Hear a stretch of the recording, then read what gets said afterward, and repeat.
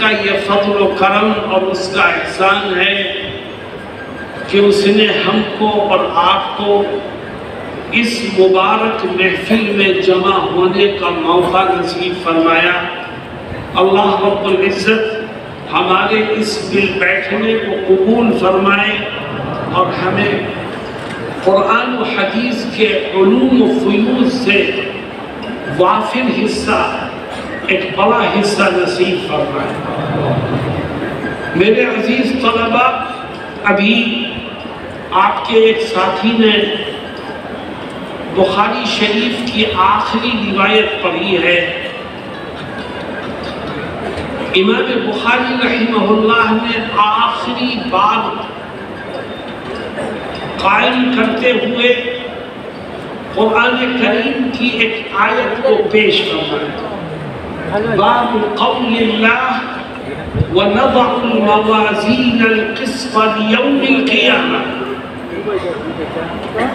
امام بخاری کی بہت سی خصوصیات ہیں، اس میں سے ایک بڑی اہم خصوصیت یہ ہے کہ وہ جب کسی باب کو قائم کرتے ہیں تو در حقیقت اس کے ذریعے سے وہ پڑھنے والوں کو اور امت کو ایک پیغام دینا چاہتے ہیں۔ ان کے بہت سے علوم ترجمۃ الباب میں پوشیدہ ہیں، جس کے سلسلے میں اکابر علماء نے بڑی بڑی کتابیں لکھی ہیں اور ترجمۃ الباب کے مقاصد کو اور اس میں چھپے ہوئے رازوں کو بیان کیا ہے۔ میں آپ کے سامنے اس آخری باب کے سلسلے میں کچھ کہنا چاہتا ہوں۔ امام بخاری رحمہ اللہ آخری باب کو قائم کرتے ہوئے قرآن کی ایک آیت کو پیش کرتے ہیں۔ مقصد کیا ہے؟ اس آخری باب کے ذریعے سے وہ امت کو کیا پیغام دینا چاہیے؟ میرے عزیز طلبہ، امام بخاری رحمہ اللہ نے پوری کتاب لکھ دی اور آخری باب کو قائم کرتے ہوئے ایک آیت کو پیش کیا، اور اس آیت کا تعلق میدان محشر سے ہے۔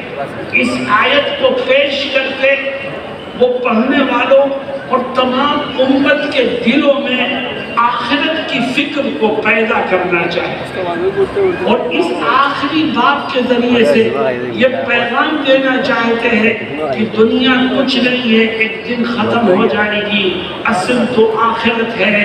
اس لیے ہر ایک کو اپنی آخرت کو سجانے اور اس میں کامیابی حاصل کرنے کے لیے زندگی کے آخری سانس تک کوشش کرتے رہنا چاہیے۔ میرے عزیز طلبہ، اس باب میں جس آیت کو ذکر کیا گیا ہے وہ آیت بڑی اہم ہے، اور ہم سب کو اس آیت کو ذہن میں رکھنا چاہیے۔ میں آپ کے سامنے ایک حدیث شریف پیش کرتا ہوں جس سے اس آیت کی اور مزید وضاحت ہو جائے۔ میرے دوستوں اور ساتھیوں، ایک دن قیامت آنے والی ہے، ایک دن ہم سب کو اپنے رب کے سامنے کھڑے ہو کر اپنے کیے کا حساب دینا ہے۔ قیامت کا دن بڑا بھیانک دن ہوگا، بڑا سخت دن ہوگا۔ قرآن کریم میں اللہ رب العزت اس دن کی سختیوں کو ذکر کرتا ہے اور کیا کہتا ہے؟ یا ایھا الناس اتقوا ربکم ان زلزلۃ الساعۃ شیء عظیم۔ اے ایمان والو، اپنے رب سے ڈرو اور ذہن میں اس بات کو رکھو کہ قیامت کا جھٹکا بڑا شدید جھٹکا ہوگا، خوف و ہراس ہوگا، کوئی کسی کی مدد نہیں کرے گا۔ کتنا خوف ہوگا! اللہ فرماتا ہے یوم ترونها تذهل كل مرضعة عما أرضعت وتضع كل ذات حمل حملها۔ کہ قیامت کے دن خوف اور دہشت اور ڈر اتنا ہوگا کہ دودھ پلانے والی عورتیں خوف اور ڈر کے مارے اپنے دودھ پیتے ہوئے بچوں کو بھول جائیں. خوف اتنا ہوگا کہ دہشت اور خوف کی وجہ سے حاملہ عورتیں اپنے حمل کو ضائع کر بیٹھیں گی.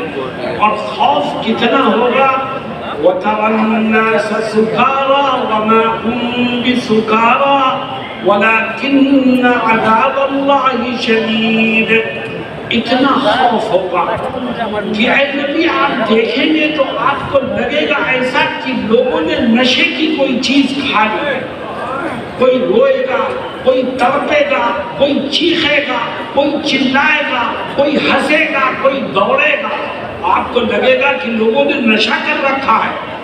لیکن اے نبی کسی نے نشہ نہیں کیا ہوگا، بلکہ اللہ کے عذاب کو دیکھ کر لوگوں کی عقلیں کام کرنا چھوڑ بیٹھے. قیامت کے دن یہ جو سورج آج ہم سے کروڑوں میل دور ہے، یہ قیامت کے دن صرف 1 میل کے فاصلے پر آگ اگل رہا ہوگا. نہ کوئی گھر ہوگا، نہ کوئی درخت ہوگا، نہ چھپنے کی کوئی جگہ ہوگی. سورج سے آگ نکل رہی ہوگی. میرے دوستو، اگر وہ قیامت کا دن نہ ہو تو لوگ سورج سے نکلنے والی آگ میں جل کر کے پھر مر جائیں. لیکن قیامت کے دن کوئی مرے گا نہیں. آدمی جلے گا، بھنے گا، پریشان ہوگا، مگر مرے گا. اور کسی کو کسی کی پرواہ نہیں ہوگی. ہر ایک کو صرف اپنی پرواہ ہوگی. ہر ایک کو صرف اپنی فکر ہوگی. یوم یفر المرء من اخیہ وامہ وابیہ وصاحبته وبنيه لكل امرئ منهم يومئذ شأن يغنيه. اس دن بھائی بھائی سے بھاگے گا، اولاد ماں سے بھاگے گی، ایک رشتہ دار دوسرے کو چھوڑ دے گا. ہر ایک کو صرف اپنی فکر. اور یہ دن کتنا لمبا ہوگا. سورج 1 میل کے فاصلے پر ہوگا. کتنا لمبا دن ہوگا یہ. اللہ کہتا ہے یہ 24 گھنٹے میں ختم ہونے والا دن نہیں ہے. کتنا لمبا دن ہوگا. تعرج الملائکۃ والروح الیہ فی یوم کان مقدارہ 50,000 سنہ. صرف قیامت کا ایک دن اللہ کہتا ہے تمہارے دنوں کے حساب سے 50,000 سال کے برابر. کتنا خوف ہوگا، کتنا ڈر ہوگا، کتنی دہشت ہوگی، کتنا خطرناک ماحول ہوگا. اتنا بڑا مجمع ہے. میں تم سے پوچھتا ہوں کہ کبھی قیامت کا خیال دل میں آیا ہے؟ کبھی قیامت کے دن کے خوف سے آنکھوں میں آنسو آیا ہے؟ کبھی آنکھوں سے پانی نکلا ہے کہ قیامت کے دن ہوگا تو کیا؟ ہمیں کوئی فکر نہیں. ہمارے دل و دماغ میں اس کا کوئی خوف نہیں. لیکن صحابہ کرام کو ہر وقت قیامت کے دن کا خوف اور اس دن کے احوال ستاتے رہتے تھے. ایک دن ام المؤمنین عائشہ صدیقہ رضی اللہ عنہا نبی کریم صلی اللہ علیہ وسلم کے پاس بیٹھی تھی. آقا کی نظر ام المؤمنین کے چہرے پر پڑی تو دیکھا آنکھوں سے آنسو نکل گئے. آپ نے پوچھا کہ ما یبکیکی یا عائشہ، اے عائشہ کون سی چیز تم کو رلاتی ہے، کیوں روتی ہو؟ تو ام المؤمنین فرماتی ہے کہ آقا میرے ذہن میں قیامت کے دن گھوم گیا، قیامت کے دن کا خیال ذہن میں آ گیا اور یہ سوچ کر آنکھوں سے آنسو نکل آئے کہ اس دن کوئی کسی کی مدد نہیں کر سکے. کیا ہوگا اس دن؟ قیامت کا منظر میری نظروں میں گھوما اور آنکھوں سے آنسو نکل آئے یہ سوچ کر کہ اس دن کوئی کسی کے کام نہیں آئے. نبی کریم صلی اللہ علیہ وسلم نے جو جواب دیا ہے وہ بڑا عجیب و غریب ہے، اور امام بخاری کی اس آخری باب کی آیت سے مناسبت رکھتا ہے جواب کیا دیا؟ آپ نے فرمایا اے عائشہ، قیامت کے دن 3 موقع ایسے آئیں گے کہ جس میں ہر ایک کو صرف اپنی فکر ہوگی، دوسرے کا خیال بھی اس کے ذہن سے نکل جائے گا۔ میرے دوستو ذرا غور کرو، قیامت کے دن کے خوف سے کون رو رہا ہے؟ کس کی آنکھوں میں آنسو ہے؟ حضرت محمد مصطفیٰ صلی اللہ علیہ وسلم کی چہیتی اہلیہ محترمہ کے آنکھوں میں آنسو ہے۔ کس کے آنکھوں میں آنسو ہے؟ اس مقدس اور پاک باز خاتون کی آنکھوں میں آنسو ہے جس کی پاک بازی کو بیان کرنے کے لیے قرآن کریم میں پورا ایک رکوع نازل ہوا ہے۔ کس کی آنکھوں میں آنسو ہے؟ صدیق اکبر کی بیٹی کی آنکھوں میں آنسو ہے، اور ہماری آنکھیں کبھی نم ہی نہیں ہوتی، ہمارے ذہن سے قیامت کے دن کا تصور ہی نکل چکا ہے۔ نبی کریم صلی اللہ علیہ وسلم فرماتے کہ اے عائشہ، میدان محشر میں 3 موقع ایسے آئیں گے کہ ہر ایک کو صرف اپنی فکر ہوگی، دوسرے کا خیال بھی اس کے ذہن میں نہیں آئے گا۔ ان 3 موقعوں میں سے پہلا موقع کیا ہے؟ فرماتے ہیں پہلا موقع یہ ہے کہ میدان محشر میں اعلان ہوگا اور اللہ کہے گا فرشتوں سے کہ میرے بندوں کے اعمال کا وزن کرو۔ جیسے ہی اعمال کے وزن کا اعلان ہوگا ہر ایک کو اپنی فکر ستائے گا۔ وَنَضَعُ الْمَوَازِينَ الْقِسْطَ لِيَوْمِ الْقِيَامَةِ فَلَا تُظْلَمُ نَفْسٌ شَيْئًا وَإِن كَانَ مِثْقَالَ حَبَّةٍ مِّنْ خَرْدَلٍ أَتَيْنَا بِهَا وَكَفَىٰ بِنَا حَاسِبِينَ۔ اللہ کہے گا میرے بندوں کے اعمال کا وزن کرو۔ کسی نے رائی کے دانے کے برابر بھلائی کی ہے وہ بھی تولو، اور رائی کے دانے کے برابر گناہ کیا ہے وہ اس کا بھی وزن کرو۔ ہر ایک پریشان ہوگا۔ پریشان کیوں ہوگا؟